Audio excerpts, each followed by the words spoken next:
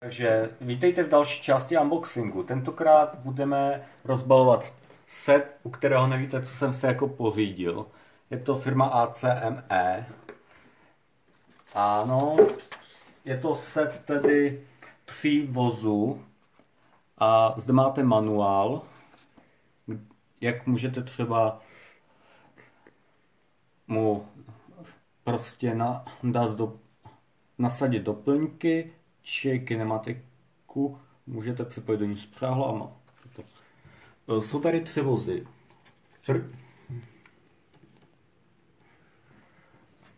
První vůz tady, ukážeme si nejdříve ty 2. Prvním vozem je tedy vůz BMZ CZČD 73 54 21 pomlčka 91 012 pomlčka 7.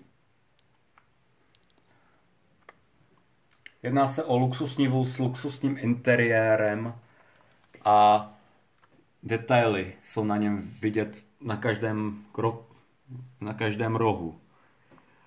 Nejsou tady na těchto vozech žádné jako rozmazané popisky, je to naprosto luxusní. Dokonce i podvozek je luxusně udělaný, nápravy a tak. Dokonce tam vidíte i logo ACM, sice opačně, než byste rádi viděli. Kinematika víceméně dobrá.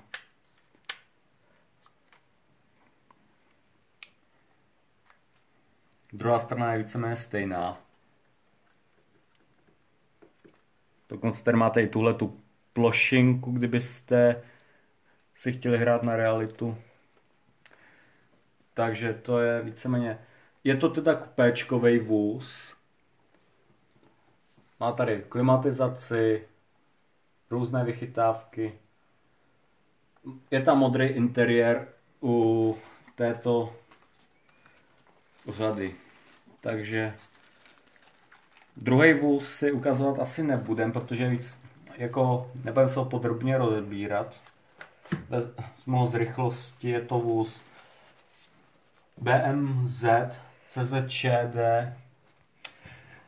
73 54 21 pomlčka 91 005 pomlčka 1 BMZ. Ten vám jako ukazovat nemusím pořádně. A teď vám ukážu vůz první třídy. Tentokrát se jedná o vůz, který je společenský vůz. V podstatě připomíná interiér autobusu, takový otevřenější. Je to vůz první třídy, popisky jsou detailní i na těch nejmenších štítcích. I ten nejmenší font je čitelný. Podvozek víceméně stejný. Okna jsou širší, což vypovídá o tom, že to je první třída. Máte tam i záchody. Zde je to víceméně to samé. Zde si můžete udělat tu plošinku, která má na sobě taky detaily. Je to opravdu luxusně udělaný model. Jediné, co nejde, tak je samozřejmě otevírání oken nebo otevírání dveří. Další tu mám mé detaily. Máte k tomu i gumy, 2 kusy gum u každého vozu. Celý set je vlastně ze 3 jako formiček, které jsou přilepené k sobě a v podstatě vytváří celý set.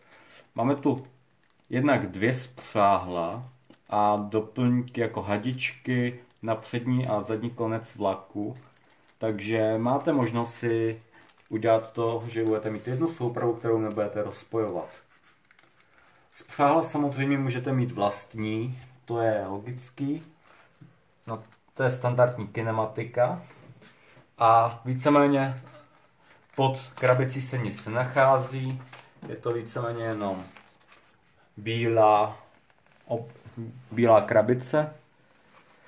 A já si myslím, že si je teď otestujeme. Jak vidíte, tak vagóny jsou docela dlouhé. Je to označení byste je zařadili do UIZ, co se týče délky. Tady jsem jeden pořádně nedal na koleje. Je to v podstatě krásný set vozů, opravdu luxusní.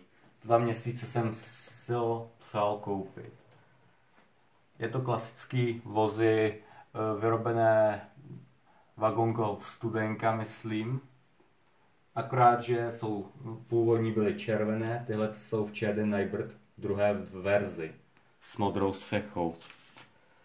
Spřáhl k tomu máte jakože přibalený, ale můžete použít vlastní samozřejmě. Já jsem vám to ukázal, jak to vypadá bez přáhel a vypadá to docela pěkně.